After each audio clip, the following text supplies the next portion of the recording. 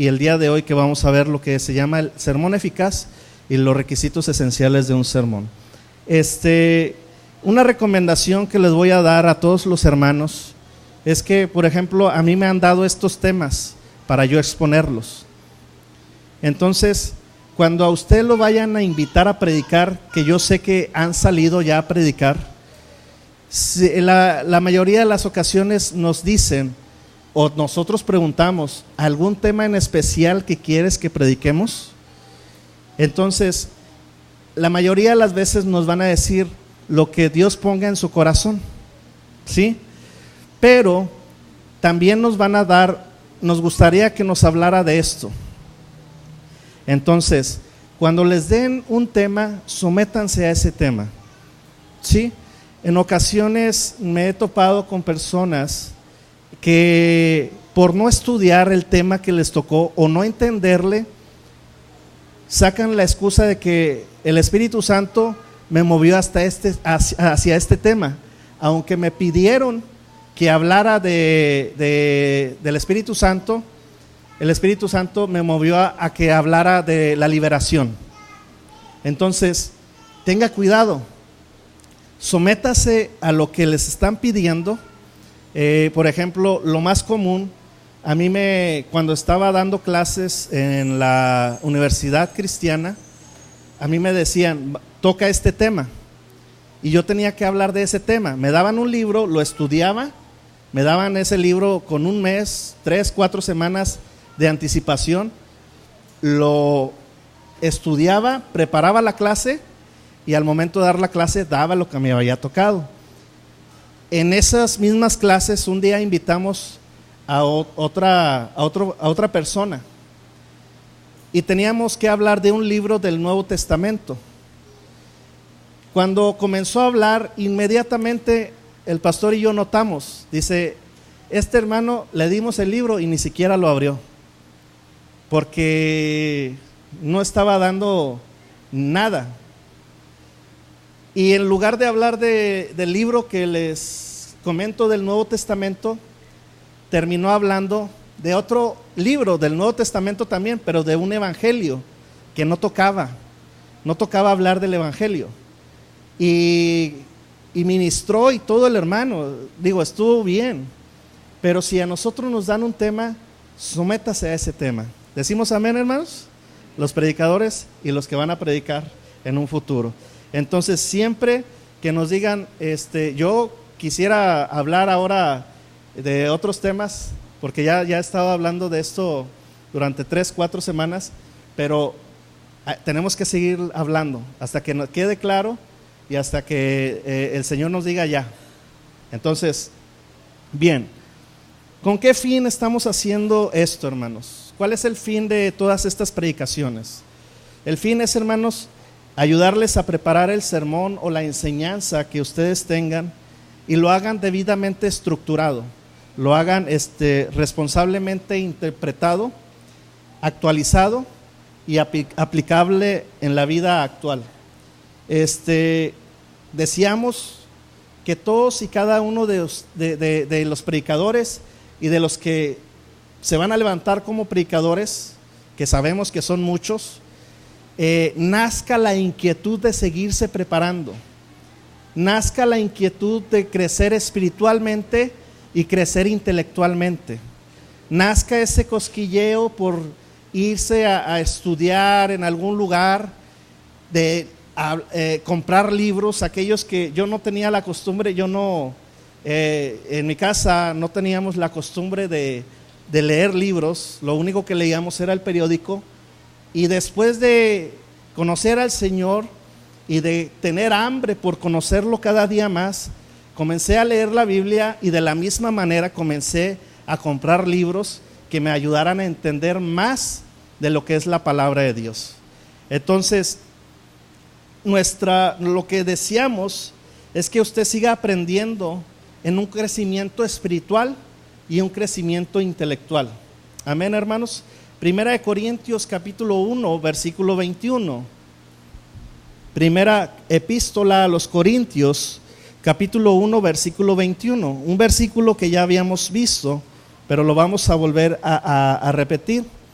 Recuerde que es una enseñanza. La recomendación en la predicación es dar un versículo o un mismo capítulo, no dar varios versículos sin explicarlos, pero como hoy es una enseñanza, vamos a utilizar varios versículos para utilizarlos como base de lo que estamos explicando, ¿sí? Es diferente a una predicación. En una predicación tenemos que explicar cada versículo que estemos dando. Bien, 1 Corintios capítulo 1 versículo 21, ¿lo tiene? Dice la palabra de Dios de la siguiente manera: pues ya que en la sabiduría de Dios el mundo no conoció a Dios mediante la sabiduría, ¿agradó a Dios salvar a quién, hermanos? ¿A quién? Por la locura de la predicación.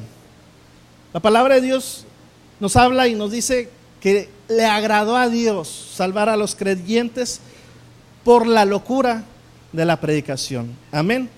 Hermanos, el propósito es ayudar a preparar sermones, a que muevan a los hombres, que cada hombre o mujer que traspase las puertas de esta iglesia, al momento de nosotros predicar o dar un mensaje, ese corazón que venía a lo mejor indispuesto, ese corazón que venía a lo mejor cerrado, ese corazón que venía a lo mejor sin disposición, a través del mensaje de la palabra que nosotros vayamos a dar, ese corazón, hermanos, comience a amar a Dios y que comience a hacer la voluntad de Él y persuadir a los perdidos a creer en Cristo como su único Señor y Salvador. Ese es el fin, hermanos. No queremos ningún otro propósito. Si nosotros queremos que usted se siga preparando y sus sermones los estructure mejor, es por esto. Vamos a los requisitos esenciales de un sermón. Son 5, los vamos a ir explicando uno por uno. La número 2, Aldair, por favor. Los requisitos esenciales de un sermón son los siguientes. Primero que nada, necesitamos un predicador idóneo, hermanos. Número 2, necesitamos un propósito definido. Número 3, necesitamos un mensaje bíblico. Número 4, necesitamos una elaboración adecuada. Y 5, una comunicación persuasiva y variada.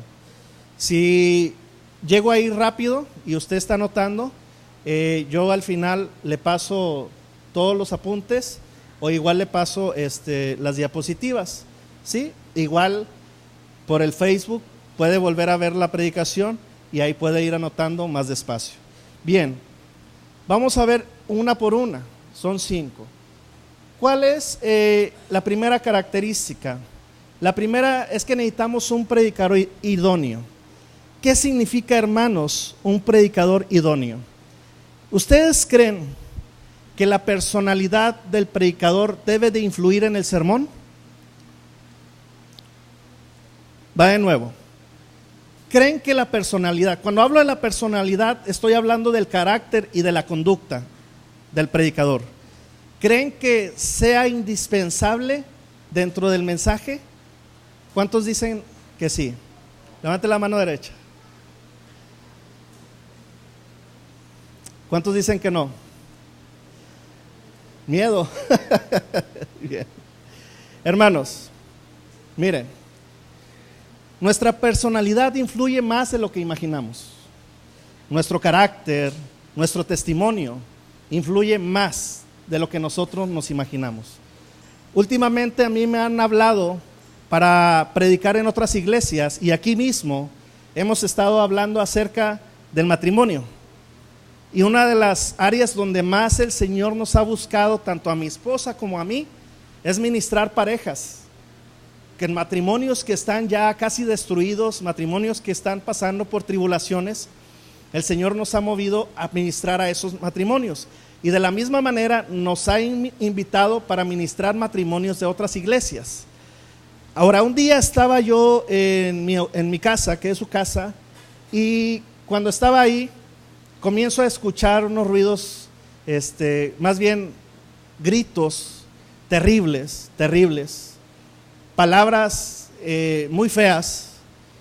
Y cuando mi sorpresa fue que una persona estaba hablando por teléfono con su pareja, y cuando ya era inevitable, hermanos, porque casi estaba gritando y se escuchaba ofensas terribles, pero terribles.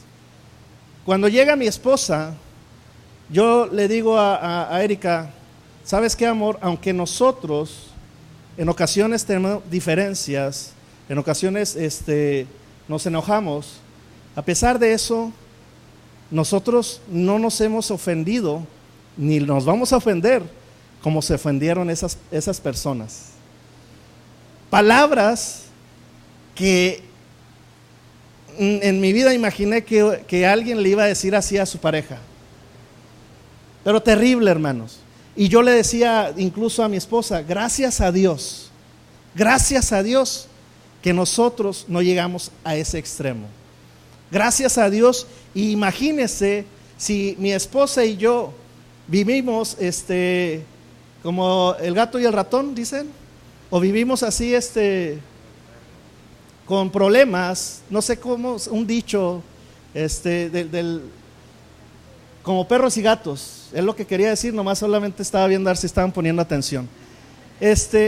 Como perros y gatos, hermanos, y nos invitan a dar testimonios y sí, vamos a predicar a los matrimonios, sí, y llegamos hasta peleados, ¿verdad? Ahora sí vamos a ministrar. Eso no debe ser. La palabra de Dios nos habla y nos dice que necesitamos un predicador idóneo. El predicador debe tener una relación con su mensaje. Si hablamos que Dios convierte a las personas, nosotros tenemos que ser un ejemplo de que Dios ha convertido nuestra persona. Si estamos hablando de que Dios liberta, nosotros hemos sido testigos y somos una viva imagen de que Dios liberta. Y nosotros hablamos y predicamos de que hay un Dios sanador, es porque hemos experimentado el poder sanador de nuestro Señor Jesucristo. Decimos amén.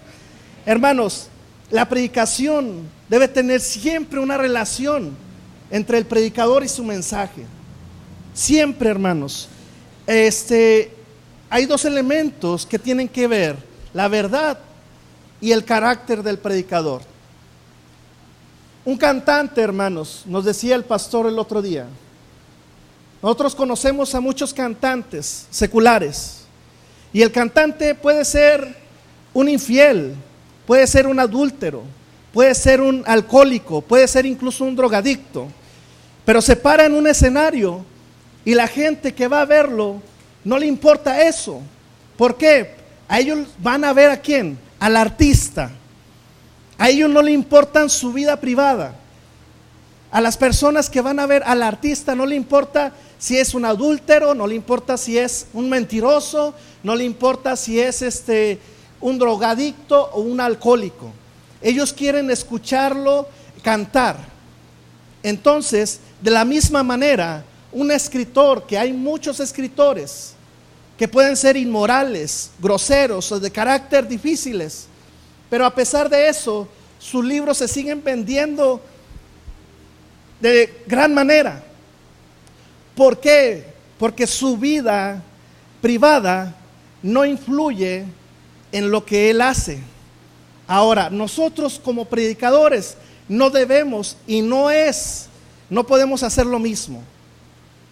No podemos dedicarnos a hablar de la palabra de Dios, dedicarnos a predicar sermones y vivir algo detrás de este púlpito. Y ser otras personas en nuestro hogar, ser otras personas en nuestros trabajos, ser otras personas en donde nos desenvolvamos. Tanto el predicador como el mensaje tiene que ir de la mano. Decimos amén, hermanos. Nosotros, hermanos, nosotros no podemos. Recuerde que la palabra de Dios es el agua. El agua, y cuando Dios quiere transmitir su mensaje a través de nosotros, Dios nos usa como unos vasos. Amén. Entonces, si Dios va a usar nosotros, utilizando la ilustración de los vasos, Dios no puede poner un agua en un vaso sucio. Ni usted, si usted agarra un vaso sucio y aunque ponga agua de la más cara, de manantial, y agua de esa que vale el litro a 50 pesos, aunque sea la mejor agua, pero lo pone en un vaso sucio, esa agua se echa a perder. Entonces el mensaje no puede ir en un vaso sucio, hermanos.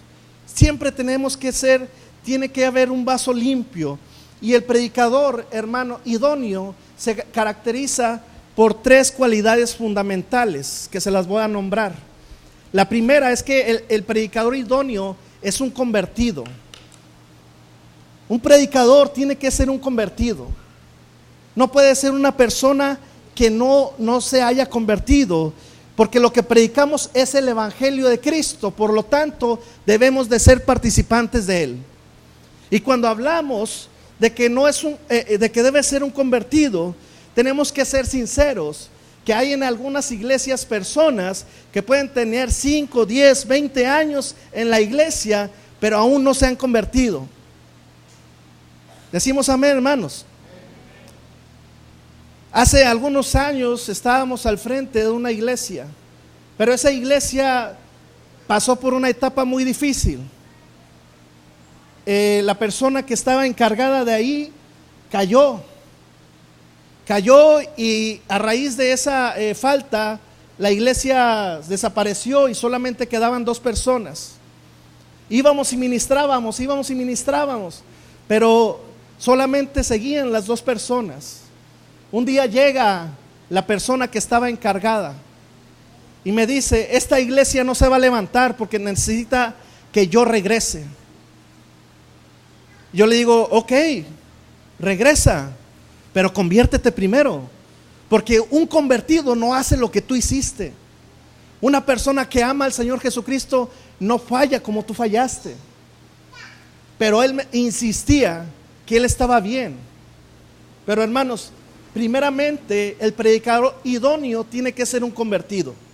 No puede ser un predicador que no conozca de Dios o que no se haya convertido. Para esto vamos a Mateo capítulo 15, versículo 14. Tenga ahí su Biblia porque la vamos a estar utilizando. Mateo 15, versículo 14.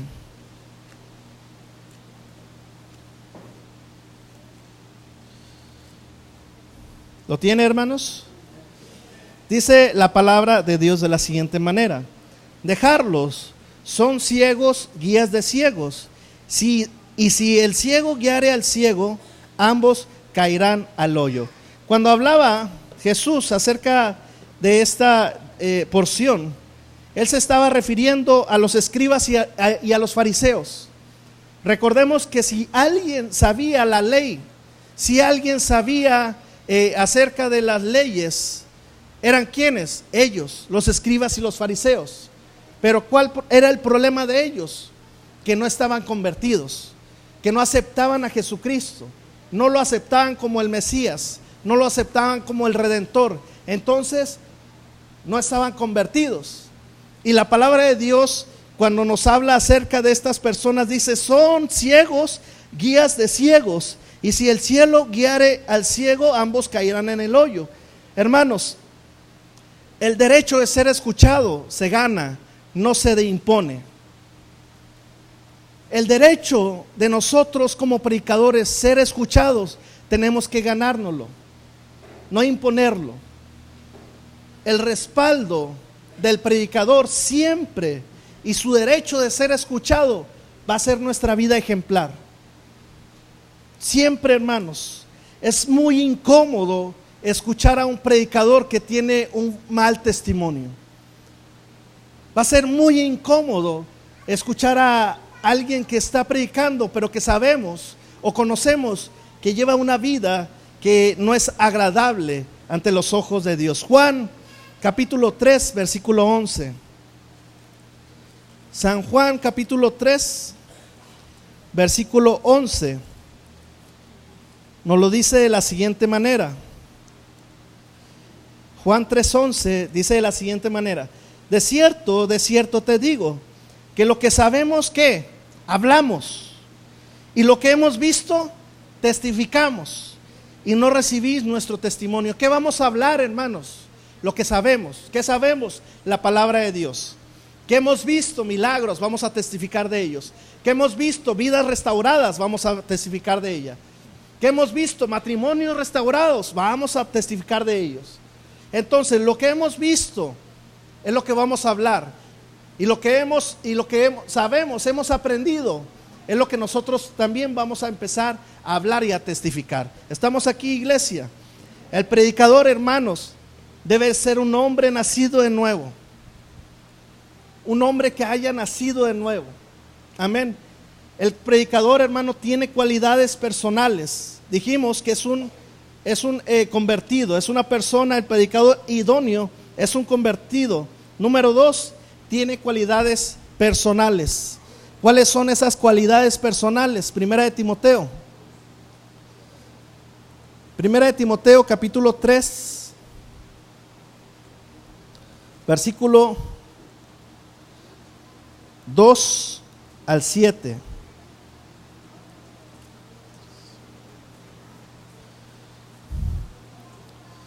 Dice la palabra de Dios, dice el carácter de los hombres en los postreros días. También debes saber esto, que en los postreros días vendrán tiempos peligrosos. Estoy desde el 1, ahora sí el 2. Porque habrá hombres amadores de sí mismos, ávaros, vanagloriosos, soberbios, blasfemos, desobedientes a los padres, ingratos, impíos, sin afecto natural, implacables, calumniadores, intemperantes, crueles, aborrecedores de lo bueno, traidores, impetuosos, infatuados, amadores de los deleites más que de Dios, que tendrán apariencia de piedad, pero negarán la eficacia de ella. A estos evita, porque estos son los que se meten en las casas y llevan cautivas a las mujercillas, cargadas de pecados, arrastradas por diversas concupiscencias. Estas siempre están aprendiendo y nunca pueden llegar al conocimiento de la verdad. Al resumir estos versículos, segunda de Timoteo capítulo 3 del 1 al 7, son 3 aspectos. El primero es que tiene que tener una conducta moral. Las cualidades personales del predicador, tiene que tener una conducta moral. La segunda, una madurez espiritual. Y la tercera, la aptitud para enseñar. Se lo voy a repetir, tiene que tener una conducta moral. Cuando la palabra de Dios nos habla ahí en Timoteo, estos hombres a los cuales se refiere no tenían esa conducta moral. La segunda es que una madurez espiritual. Y la tercera, una aptitud para enseñar.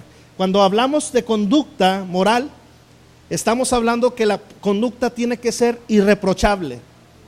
Hermanos, debemos de dejar de excusarnos en eso de que somos hombres y fallamos. Sí, pero hermanos, decía un hermano, es que Dios es bueno. Sí, Dios es bueno, pero no hay que ser, es que Dios nos va a perdonar, sí, pero tenemos que dejar que el Señor nos vaya moldeando. Tenemos que dejar que Él termine la obra. Si seguimos insistiendo en sacar al viejo hombre, Dios difícilmente va a poder hacer algo en nuestras vidas. Pablo se lo recomendó a Timoteo. Ahí estábamos en el capítulo 3, vamos al capítulo 4. Capítulo 4, versículo 12. Dándole las mismas recomendaciones a Timoteo 4, ahí mismo donde estamos en Timoteo 4:12, le dice, es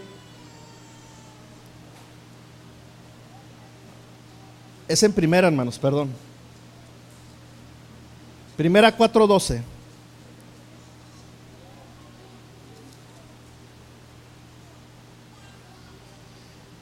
Ahora sí.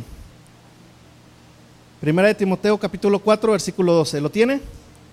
Ninguno tenga en poco tu juventud, sino sé ejemplo a los creyentes en qué: palabra, conducta, amor, espíritu, fe y pureza.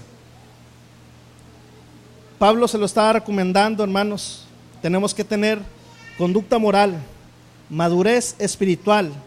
Esto significa que todas las verdades divinas que han venido a nuestras vidas, nosotros las tenemos que apropiarnos de esas verdades, hacerlas nuestras y aplicarlas en nuestras vidas. Una de las cosas que yo siempre insisto es que Dios nos ayude a ser hacedores de su palabra, no tan solamente oidores. De nada nos sirve estar aquí martes, viernes y domingo y todavía entre semana en alguna otra célula, si lo que estamos aprendiendo solamente lo estamos escuchando, pero no estamos practicándolo. Entonces tenemos que tener madurez espiritual y de la misma manera aptitud para enseñar. ¿Qué significa esto, hermanos? La posesión de cierta capacidad natural y la adquisición de conocimientos. Todos tenemos capacidades, hermanos, cualidades personales. Todos tenemos cualidades, capacidades naturales. Por ejemplo, podemos nombrar una cualidad personal de las mujeres. ¿Cuál es una cualidad personal de las mujeres? Hablan mucho. Es una cualidad natural de ustedes. Ahora, ya estamos aprendiendo de la palabra de Dios, ¿sí? ¿Qué vamos a hacer? Vamos a hablar mucho, pero de la palabra de Dios. Son cualidades naturales de las personas. Todos tenemos cualidades naturales. Estaba buscando una cualidad natural del hombre, pero no encontré ni una, hermanos. No, yo antes no leía, pero ahora conozco a Cristo y ya comienzo a hacerme un arduo lector y comienzo a enriquecerme con otros libros, leyendo la palabra, y entonces de la misma manera esos conocimientos naturales que tú tienes, esas aptitudes naturales que hay, por ejemplo, hay hermanos que retienen muy bien, retienen de una manera excelente. Yo no puedo retener, yo tengo siempre que traer mi acordeón, pero hay hermanos que se aprenden, excelentes. Hay hermanos que son muy buenos para las matemáticas. Las matemáticas somos como el agua y el aceite. Yo no soy para nada, pero hay hermanos que tienen esa cualidad. ¿Sí me estoy explicando? Ahora, lo que quiero es que entendamos que todos y cada uno de nosotros tenemos cualidades naturales. Y esas cualidades naturales también adquirirlas con conocimientos adquiridos. ¿Qué son los conocimientos adquiridos? Ahora vamos a estudiar la palabra de Dios.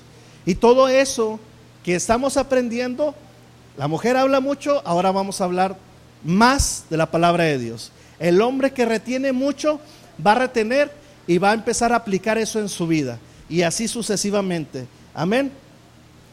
Un hombre que es el predicador idóneo, aparte que es un convertido, aparte que tiene cualidades personales, es un hombre que es llamado por Dios. El predicador idóneo, hermanos, es llamado por Dios. ¿A cuántos de nosotros no nos ha pasado que ya estamos predicando, o por ejemplo en mi caso, que estamos pastoreando, que me dicen, ¿a poco tú eres pastor? Le digo, sí. No, pues si tú eres pastor, yo soy el papa. Así me han dicho. No, si tú eres pastor, pues yo soy fulano de tal. Y se burlan. ¿Quién va a predicar? No, el pastor Andrés. ¿A poco predica? ¿Quién le dijo que predicaba al hermano? ¿También da clases? No, hombre, ya imagino las clases que ha de dar. Personas, hermanos, nos van a juzgar y van a decir que a lo mejor no merecemos estar aquí, en este lugar. Pero nosotros como predicadores tenemos que entender que el que nos llamó es ¿quién? ¿Es llamado por quién? Por Dios. Es llamado por Dios.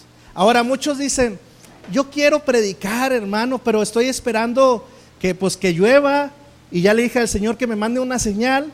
Esa señal es que llueva bien fuerte, como llovió así en estos días, el martes o el miércoles, y que a las 8 voltee yo allá hacia el cerro, y a las 8:05 se venga un rayo y ilumine ese cerro, y si yo veo la silueta de un hombre con una Biblia, esa es la señal que le estoy pidiendo al Señor.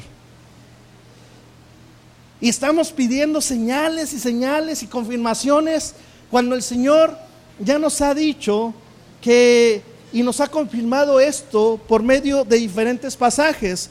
Mateo 9:38. Mateo capítulo 9, versículo 38.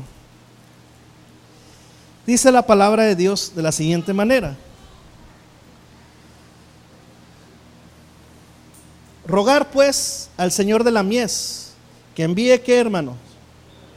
Obreros, que envíe predicadores. ¿Cuántos querían una confirmación? Ahí está. ¿Quieren una confirmación? Ahí le va. Romanos 10:15. A lo mejor están pidiendo la confirmación de la confirmación. Ahí les va. Romanos capítulo 10, versículo 15.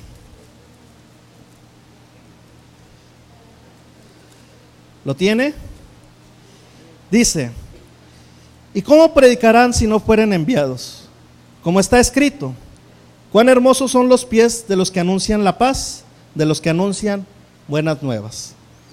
Hermanos, necesitamos el llamado. Muchas veces decimos que el llamado es una experiencia sobrenatural para todos. Estamos esperando que se nos aparezca una zarza y esa zarza esté prendida y no se apague, así como a Moisés. Estamos esperando una voz como la que le habló a Samuel, una voz así apacible, que nos: José, levántate, José. O Isaías, que nos hable por medio de una visión. Hermanos, no tenemos que hacernos. La palabra de Dios nos está hablando y pide que nosotros prediquemos la palabra de Dios. Y nos está pidiendo, hermanos, que faltan obreros a su mies. Entonces hay que predicar. Muchos hombres no son llamados, pero solo se llaman, o se autollaman. Y un mensajero sin mensaje es como una lámpara sin aceite. Antes, para las lámparas que se utilizaban, tenían que ser utilizadas con aceite. Bueno, una lámpara sin aceite pues no sirve. De la misma manera, hermanos, un mensajero sin mensaje no es nada. El hombre que no es llamado, ¿qué va a aparecer? Cuando venga el tiempo de la lucha o la prueba, va a huir. Cuando venga el lobo, en lugar de luchar por las ovejas, las va a dejar y las va a abandonar por carecer la convicción de Dios, porque no fue llamado por él, sino él solo se autollamó. La vida ministerial es muy hermosa, hermanos. Es muy hermosa, pero es una vida donde hay que tener, a través de las luchas y de las pruebas, hermanos, es como nuestro carácter va a ir madurando. El predicador, más que cualquier otro hombre, es el blanco del enemigo. El predicador más que cualquier otra persona. Aquellos hermanos que predicamos y que queremos y deseamos preparar un mensaje, justamente en el momento en que queremos preparar un mensaje, ¿qué comienza? El teléfono. Y los niños más inquietos. Y luego que la vecina que iba por una tacita de aceite y no se fue. Y luego que ahora quería, comienzan a ver muchas, el sueño. Dormiste muy bien, no tienes por qué tener sueño, pero comienza a tener sueño y comienza, hermanos, porque el predicador más que todos los hombres va a ser un hombre que va a ser atacado, porque estamos llevando la palabra de Dios y el enemigo no quiere que nosotros llevemos la palabra de Dios. Entonces, si no es llamado, va a fracasar. Entonces, el predicador tiene que ser un predicador llamado por Dios. Un propósito definido, apenas es la 1. Ahora vamos a la 2, un propósito definido. Voy a ir muy rápido. El propósito definido, hermanos, ¿cuál es mi propósito en este sermón? ¿Qué es lo que quiero llegar? Siempre cuando usted prepare un sermón, una enseñanza, ¿cuál es el propósito con ese sermón, esa enseñanza? Debo de tener un propósito. ¿Qué es lo que quiero lograr mediante este sermón? Un mensaje doctrinal, un mensaje evangelístico, un mensaje de consolación, un mensaje de exhortación. ¿Qué es lo que queremos lograr? Muchos predicadores no logran despertar el interés, no logran entender ni iluminar el entendimiento de la audiencia, no logran convencer la razón, ni redarguir la conciencia o cautivar la voluntad, porque sus sermones no tienen propósitos. Tenemos que tener, hermanos, un propósito siempre en nuestros sermones. Si nuestros sermones carecen de propósito, hermanos, vamos a fracasar. Había un hombre que tenía 2 años predicando, pero veía que no había frutos en sus sermones. De repente comenzamos a ver que lo que hacía es que repetía siempre los mismos sermones. Durante 2 años estuvo hablando y dando su testimonio. Entonces la audiencia ya sabía lo que iba a hablar y siempre tenía el mismo propósito. Tenemos que tener un propósito, hermanos, siempre al momento de hablar de nuestros sermones. Si nuestro propósito es exaltarnos a nosotros, vamos a fracasar. Si nuestro propósito es querer llamar la atención, vamos a fracasar. Pero si queremos es exaltar y proclamar el nombre de Dios, Dios va a saber que hay un propósito y Dios va a respaldar esa palabra. Entonces, nosotros siempre tenemos que tener propósitos. Hay 2 propósitos generales de la predicación. La primera es la evangelización a los perdidos y la segunda es la edificación a los creyentes. ¿Qué hace el evangelista? Predica, pero ese mismo sermón, ¿a dónde lo lleva? A otras iglesias. Y lo lleva a otras iglesias porque ese sermón no ha sido escuchado por la otra iglesia. En cambio, nosotros como pastores tenemos ya una audiencia definida. Tenemos personas que ya hemos hablado y predicado de un sermón y tenemos que tener una variedad en nuestros sermones. Un propósito siempre diferente. Un propósito evangelístico es cuando persuadir a los hermanos para que reciban a Jesucristo como su único Señor y Salvador. Hace algunos años unos hermanos me dijeron: hermano, ore por nosotros porque vamos a ir a otra ciudad y vamos a tener una campaña. Yo, gloria a Dios, ahí vamos a estar orando. Cuando los vi, porque pusieron un video, vi que no llevaban propósito, ni siquiera llevaban sermón, un sermón sin ni pies ni cabeza, y no se les entendió nada. ¿Por qué fracasaron, hermanos? Porque no había un propósito. El propósito de ellos era aparecer en el Facebook, en las redes sociales, aquí llevando la palabra de Dios a los perdidos, oren por nosotros. Pero si ellos no oraron, ¿cómo quieren que oren por ellos? Si ellos no se prepararon, ¿cómo iban a ser bendecidas las personas? Amén. Se oye a lo mejor muy duro, pero es la verdad. Tenemos que prepararnos, tenemos que tener siempre un propósito definido. Tenemos que tener un propósito doctrinal. Dijimos, propósito evangelístico es llevar a las personas a los pies del Señor Jesucristo. Y el propósito doctrinal es instruir a los creyentes, haciéndoles ver el significado de las grandes verdades de la fe cristiana. ¿Qué significa esto, hermanos? Hablar de la doctrina, de la fe, de la gracia, del Señor Jesucristo, de Dios, del Espíritu Santo, de la segunda venida e infinidad de temas que hay en la palabra de Dios. Número 3, dijimos que debe haber un predicador idóneo, un propósito definido y un mensaje bíblico. ¿Qué entendemos por mensaje bíblico, hermanos? Aquí se lo explico. Un mensaje bíblico es aquel que está basado en la recta interpretación de un texto de la Biblia, tomando del texto su tema, desarrollando el tema en conformidad con la enseñanza general de las Escrituras y aplicándole a las necesidades actuales de los oyentes. Tiene que tener un mensaje bíblico. Un mensaje bíblico es aquel que está inspirado en la palabra de Dios, no inspirado en el hombre. Hablábamos hace algunos meses acerca de las iglesias emergentes. ¿Qué están hablando las iglesias emergentes? Han sustituido el mensaje bíblico por charlas motivacionales, por diálogos, por relaciones interpersonales, y están cambiando el mensaje bíblico por ese tipo de cosas, que es algo que el hombre ha traído. Hermanos, el mensaje bíblico, entiendan bien estas palabras, no es antiguo. El mensaje bíblico no es moderno. El mensaje bíblico es eterno, hermanos. El mensaje bíblico siempre va a ser eterno. Van a pasar las charlas motivacionales, van a pasar los diálogos, las relaciones interpersonales, pero la palabra de Dios nos dice que va a permanecer para siempre. Entonces debemos de tener un mensaje bíblico. Número 4, una elaboración adecuada. ¿Qué es esto, hermanos? Puede haber más de muchas formas, hermanos, de elaborar un sermón. A lo mejor usted ya tiene una estructura, y si usted busca estructura de un sermón, se va a encontrar con una estructura diferente. Y acá le van a poner inciso A, inciso B, pero este es el ejemplo que yo les quiero dar de la estructura de un sermón, y lo vamos a explicar cada uno.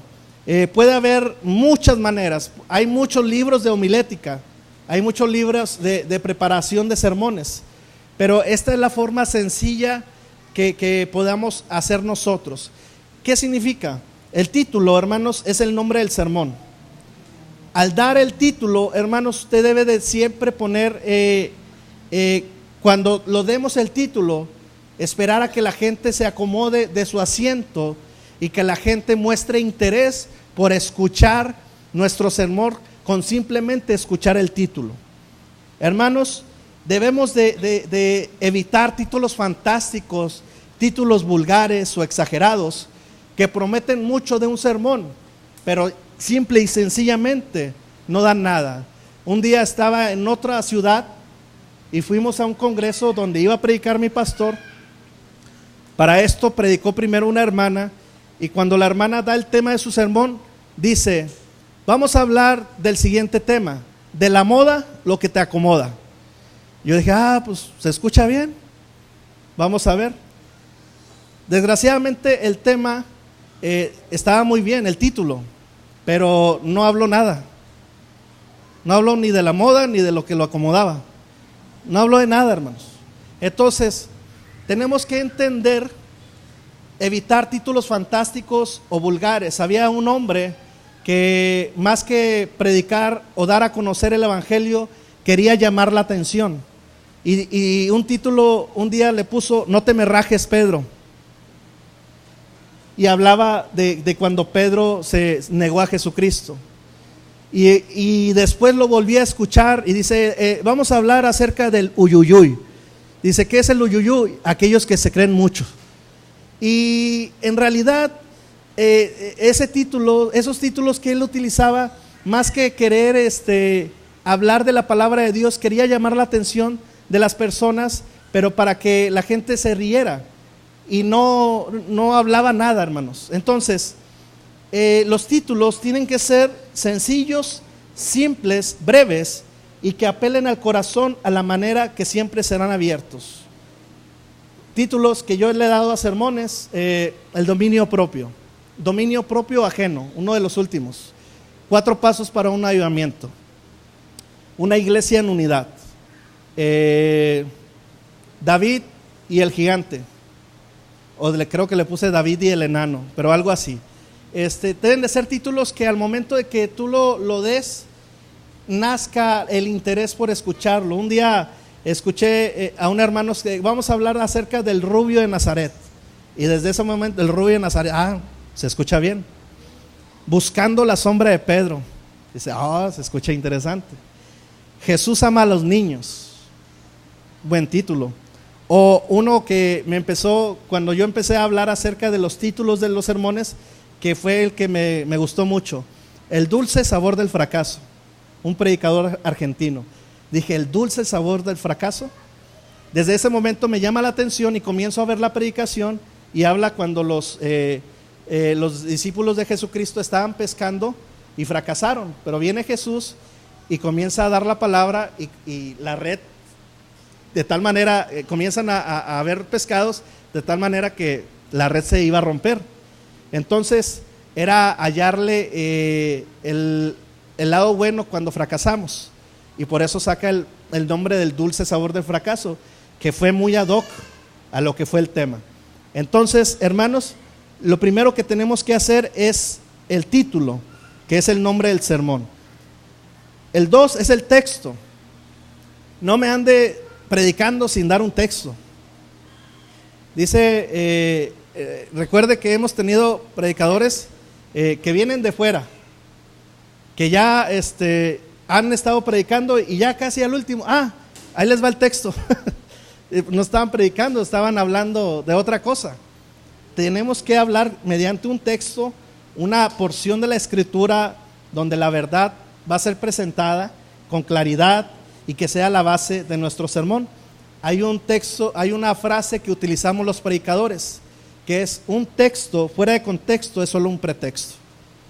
Cuando sacamos un texto de su contexto, ya solamente estamos buscando un pretexto para hallarle la forma, porque ya perdimos al público y queremos hallar un pretexto y ya no aterrizamos. Entonces, es un texto, hay que tener una introducción. La introducción es la manera de atraer al oyente al momento de ser presentado nuestro sermón. La introducción debe ser apropiada, interesante y breve. Amén. Cuando hablé un día acerca del homosexualismo, la introducción fue: ¿qué piensa la iglesia acerca del evangelismo? Acerca de la condición actual que estamos pasando, cómo iglesias están aportando la idea de aceptar el homosexualismo dentro de la iglesia. ¿Qué es lo que nos dice la palabra de Dios acerca de este tema? Y ahí lo utilizamos como introducción y ya buscamos atraer la atracción de la gente, del auditorio. El propósito, ya hablamos que es la parte central del sermón, presentada en una frase. Cuando no hay un propósito, no vamos a fracasar. Si tienes algo bueno que decir, mejor no digas nada. Perdón, si no tienes algo bueno que decir, mejor no digas nada. Si no sabes a dónde vas, mejor no vayas a ninguna parte. Son cosas que nos hablan.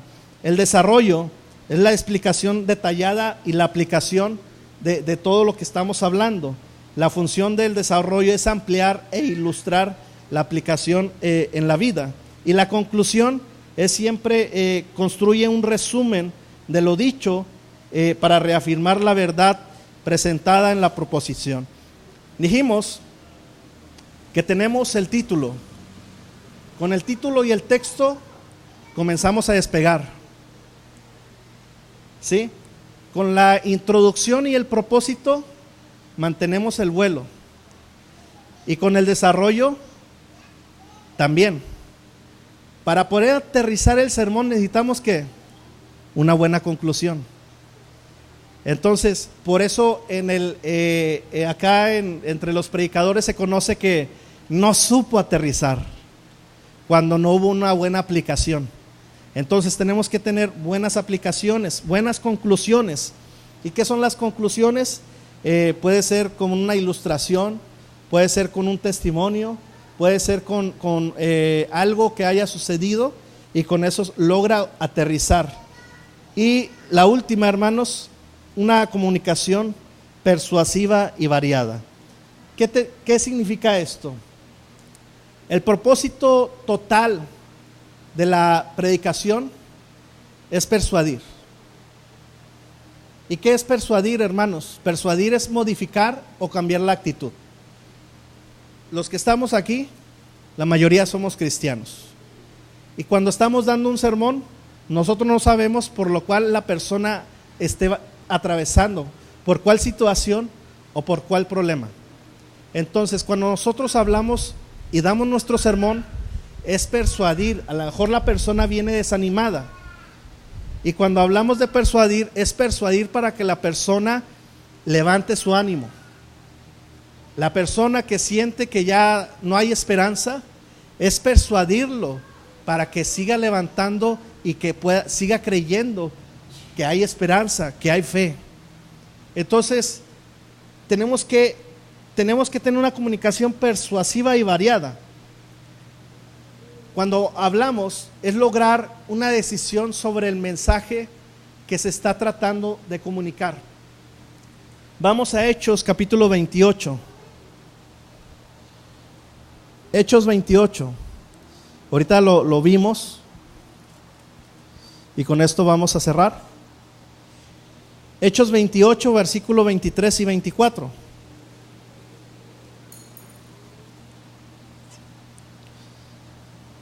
Pablo estaba predicando en Roma. Y a pesar de estar en ocasiones arrestado, en ocasiones privado de su libertad, él siempre estaba predicando. Y el versículo 23 dice: y habiendo señalado un día, vinieron a él muchos a la posada, a los cuales les declaraba y les testificaba el reino de Dios, desde la mañana hasta la tarde, persuadiéndoles acerca de Jesús, tanto por la ley de Moisés como por los profetas. Y algunos asentían a lo que decía, pero otros no creían. Lo que Pablo deseaba siempre que predicaba era persuadir a las personas a que creyeran en el Señor Jesucristo.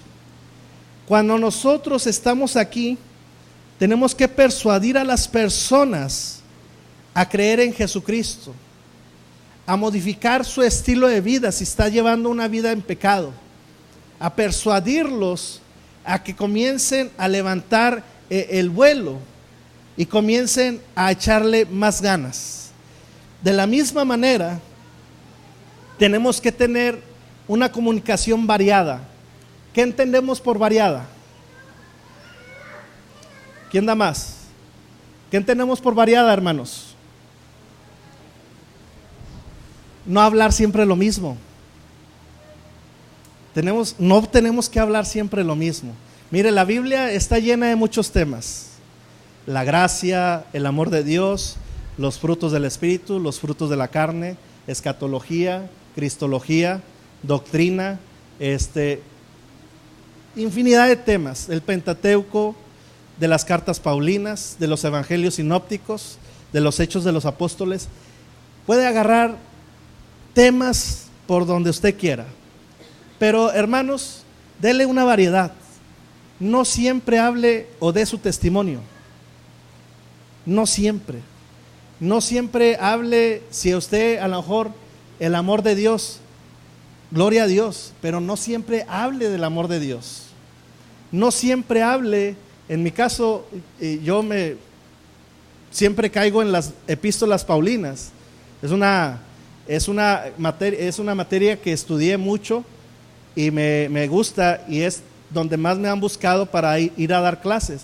Pero trato de meterle también escatología, hablar de los acontecimientos postreros, hablar de la segunda venida de Cristo, hablar del Espíritu Santo, de los dones del Espíritu Santo.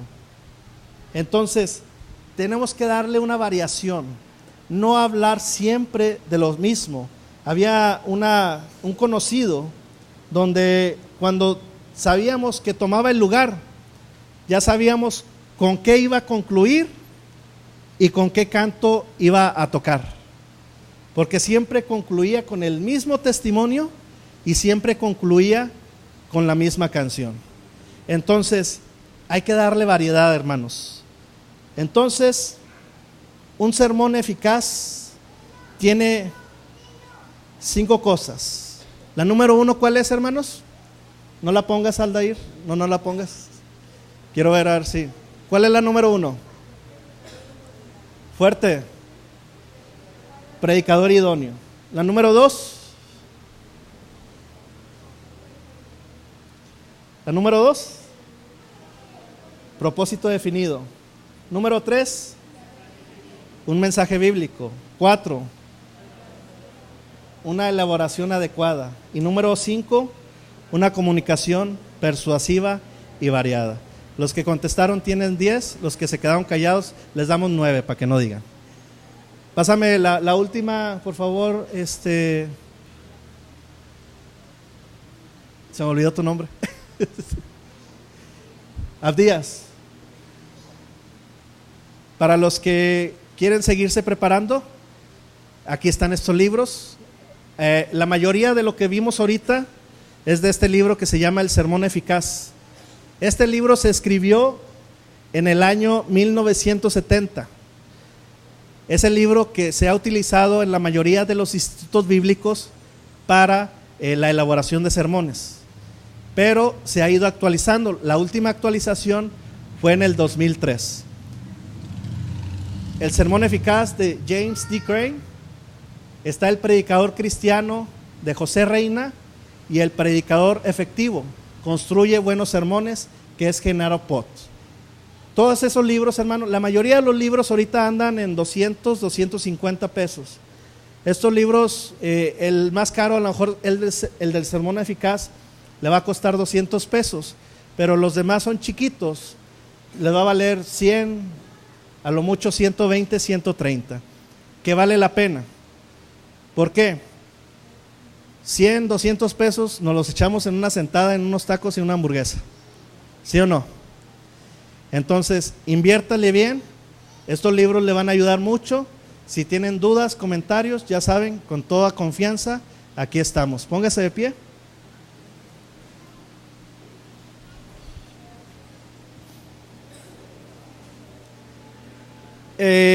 Intenté ir lo más claro y lo más rápido posible, pero lo que estamos tratando el pastor y yo de enseñarles en una hora, la mayoría lo vimos en 2 años.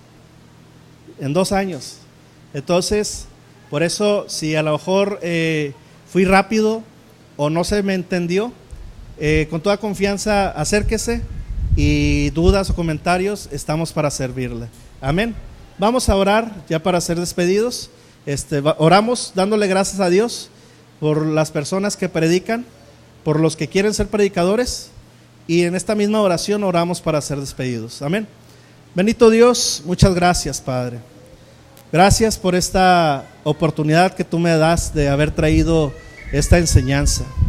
Gracias, precioso Espíritu Santo, por inquietar nuestro corazón y aprender y ayudar a los hermanos a aprender más, Padre, de la misma manera nosotros.